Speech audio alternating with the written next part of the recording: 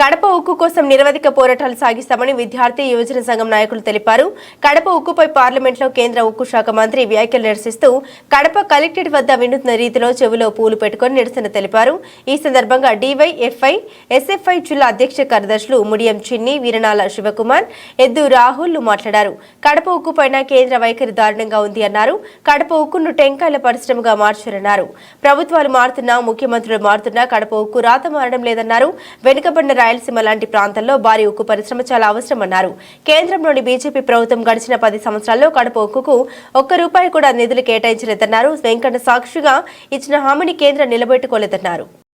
జిల్లా కార్యదర్శి కడప ప్రధానంగా విభజన హామీలో భాగంగా కడప జిల్లాలో ఉక్కు పరిశ్రమ ఏర్పాటు చేయాలని చెప్పేసి ఎస్ఎఫ్ఐ డివైఎఫ్ఐ ఆధ్వర్యంలో ఈరోజు కడప కలెక్టరేట్ దగ్గర ఈరోజు వినూత్న రీతిలో చెవులో పూలు పెట్టుకొని నిరసన తెలపడం జరుగుతుంది. ప్రధానంగా మన పార్లమెంటు సమావేశాలు కేంద్ర ఉక్కు శాఖ మంత్రి కుమారస్వామి కడప ఉక్కు పరిశ్రమ ప్రస్తావన మా దగ్గర లేదని చెప్పడం, దీన్ని తీవ్రంగా ఎస్ఎఫ్ఐ డివైఎఫ్ఐ విద్యార్థి యువజన సంఘాలుగా ఖండిస్తా ఉన్నాం.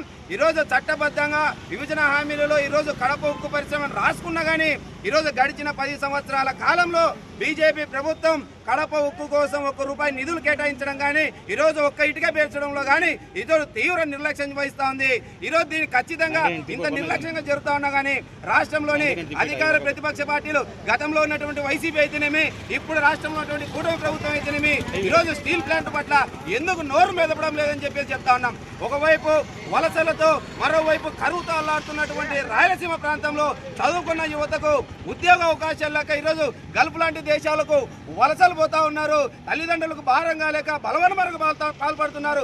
అయినా కానీ ఇంత దీనస్థితి పాలకులు కల్పించడం లేదా అని చెప్పేసి మేము ఆడుతూ ఉన్నాం. కాబట్టి ఖచ్చితంగా ఏదైతే విభజన హామీలో స్పష్టంగా చెప్పినటువంటి కడప ఉక్కు పరిశ్రమను జిల్లాలో ఏర్పాటు చేయాలని డిమాండ్ చేస్తా ఉన్నాం. ఏదైతే విశాఖ ఉక్కు ఆంధ్ర ఉక్కు అని చెప్పేసి నాడు స్ఫూర్తితో పోరాటం చేసి సాధించుకున్నారు, ఆ పోరాట స్ఫూర్తితో కడప ఉక్కు ఆంధ్ర ఉక్కు అని చెప్పేసి రాష్ట్ర వ్యాప్తంగా పెద్ద ఎత్తున ఉద్యమం చేపడతామని చెప్పేసి తెలియజేస్తా ఉన్నాం. ఎందుకంటే ఇక్కడ ఉక్కు పరిశ్రమ వస్తే ప్రత్యక్షంగా పరోక్షంగా వేలాది మంది యువతకు